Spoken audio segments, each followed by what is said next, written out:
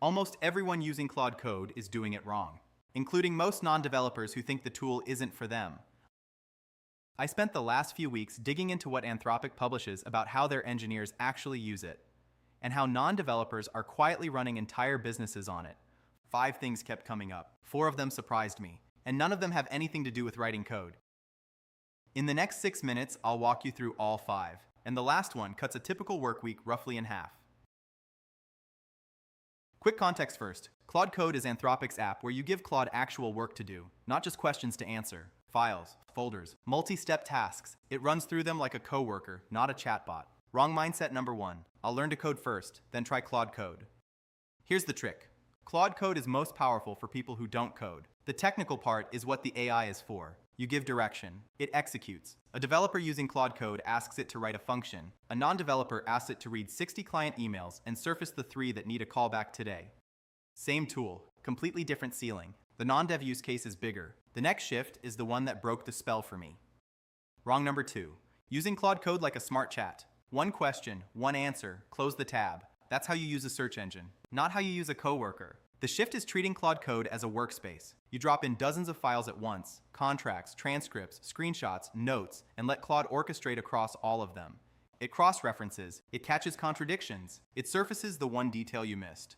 The first time I tried this on real client work, Claude found a duplicate invoice across 2 PDFs in under 10 seconds. The version of you that uses 1 chat per question is leaving most of the value on the table. And once you treat Claude like a workspace, the next mistake is the one that quietly kills the result. Trusting what comes back without checking. Wrong number 3. Trusting Claude's first output. The first version is almost never the final version. The people who treat it as final are the ones who tell you AI doesn't work. The right mindset is to make Claude prove its answer before you use it. Ask for the receipts. Show the source. Walk through it step by step. Cite the file and the line it pulled from. That habit is the verification loop, and it's where 90% of AI mistakes get caught. When you build the verification loop into every task, the wrong answers fall out almost every time. Claude itself catches them. 1 warning. This shift only works if you do shift 4. Wrong number 4. Typing prompts like Google searches. When you type, you compress. You give Claude 3 words and expect the world. When you talk, you describe. Open your phone's voice to text. Open the dictation key on your laptop. Describe the task the way you'd brief a junior colleague. Context. Examples. What good looks like. The longer, more specific prompt is faster than the short one, because you don't iterate. That sentence is worth pausing on. The longer prompt is faster, because you don't iterate.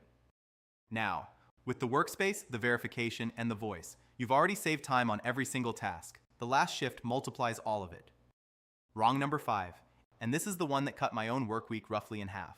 1 Claude per task is a leftover habit from chat with Claude Code, so you can run 3 sessions in parallel.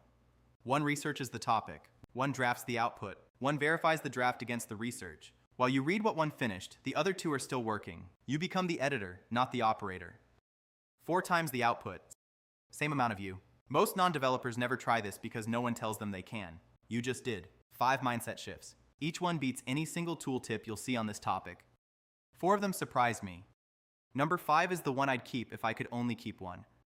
So pick number 5. Open 3 Claude Code windows this week. Give each a different piece of 1 project. See what happens. If even one of those 3 sessions saves you an hour, you've already paid for the upgrade. That's the unlock. That's it.